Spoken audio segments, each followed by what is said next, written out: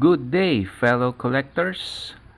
We are back once again to our channel, and today we get to unbox and review the Damtoys After School Arena Volume 5 Shadow. Shadow is an original character with a 1:7 scale, and this figure was released last 2020 with an initial price of 19,000 Japanese yen. Well, we'll be starting with the box. The box art has a shading of black and dark blue, which blends perfectly well with her name and character. Correct me if I'm wrong, as an assassin.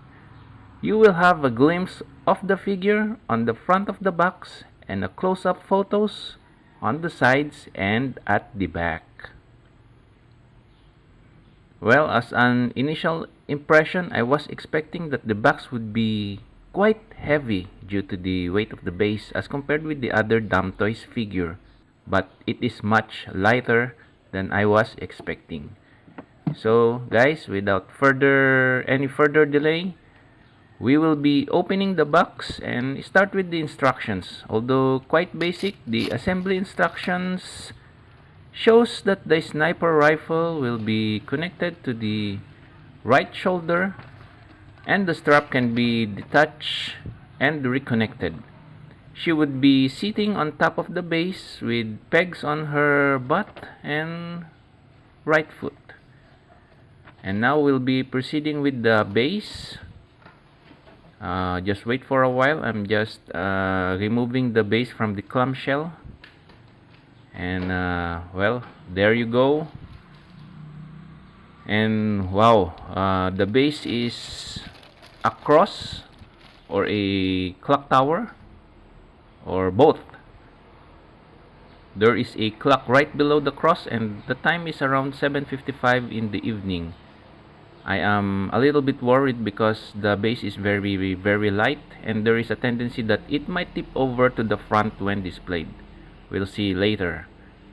And the color is matte gray with darker shading at the bottom. The color tone and the design is simple but unique and neat. The painting is also very clean. The clock has its numbers and hand clocks engraved to it, and it adds more realistic tone to the base. I just noticed that there are somehow minor excess glue spills on the hand clocks, but when you take a look at it from afar, it looks just like a shadow from the hand clocks. And now with what we are all waiting for, we'll be seeing the main figure. There you go. Her overall posture looks like she's in stealth mode and is waiting for her target. Her serious facial expression is reflected in her eyes. I like the eyes actually, the color of her pupil. And she has an eye patch on her left eye, which kinda looks like a scouter on Dragon Ball Z. I don't know, since it is painted with pure black, or maybe it's a night vision thing or a meter to see her target with the distance. She has blue hair covered in a hood, but I think the blue hair would be better if there would be some shading since it's covered with the hood, right? And by the way, her hood and cape is painted with a gloss finish, and it's actually a combination of gloss and flat black on the lower part. Also the cape, some portion has a flat black and mostly are of gloss. And this gives her overall design an exquisite look to her, but in reality the gloss black is not good for a dark night since it reflects light and she would be easily noticed by her target. And she's holding a gun on her right hand and it's already fixed. The gun is painted with gunmetal gray. It's monotone gunmetal gray, but I think this can have more details with the black on some parts of the gun. Her bracelet has sniper bullets and is neatly painted and done. Her hand, left hand, on the other hand, is holding a blade, which kinda looks real. She is also wearing gloves on her both hands with the shading, and that is done perfectly. I noticed that she's wearing a watch on her left hand and with the same time on the base clock. Right? It's 7:55 and she's surely waiting for her target. And her overall bodysuit has a nice shading from brown to darker shades, revealing her toned muscles and body figure like her abs. And I just wonder that since she's already has a bodysuit, there might not be a need to wear an underwear and a bra, right? Since her bodysuit is a coverall.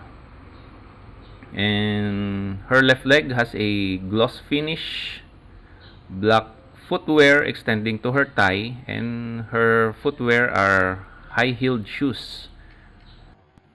Now we'll be attaching the main figure to the base, and the cape goes at the back of the cross. And there you go. And then the left foot on the allotted slot on the base. There you go. Oh, I forgot to mention the weapon holster on her right thigh. There are some black paint spills on the blades over the grayish paint. And there you go, the overall look. What a very beautiful overall posture with a sleek and sexy look. And I also forgot her sniper rifle. It looks real with the brown paint looking like wood and the metal parts with gunmetal gray color. There you go. We'll just hang in her left shoulder and strap it. And I think, guys, overall the stability of the figure should be considered when you display it. Since most of our body parts are leaning forward, so the center of gravity is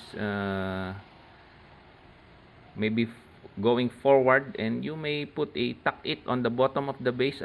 It has the tendency to tip over to the front with some little vibrations to your display or cabinet.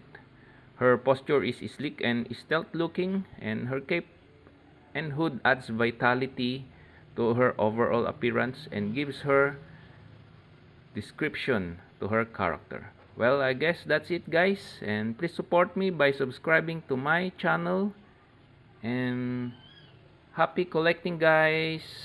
See you again on my new next episode.